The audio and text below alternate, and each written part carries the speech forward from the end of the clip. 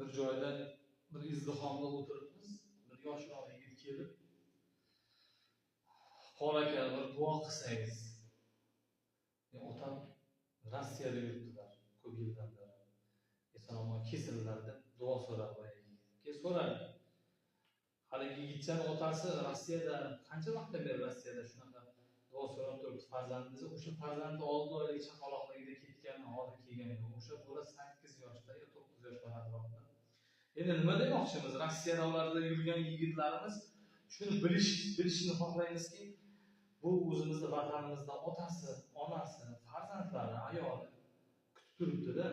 Ular yoqqa borib olgandan keyin qayoqdagi bir ayollarga ilashib, o'shada yashab yurishi, o'shalarda hayot qanday ekan deb yangi hayotga o'rganib qolishligi juda achinarli ahvol. Mana shunaqangi musofir yurtda yurgan, Rossiya safarlarida yurgan akalarimiz bor, ukalarimiz bor. Ularga maslahatimiz shuki, sizlarning ota-onalaring, farzandlaring, bunday farzandlaring, jondan aziz oilang, vataning kutib turibdi. Qaysini eshitadigan bo'lsang, o'sha hislarni, o'shani qalbda tuyish kerak, o'sha hislarni.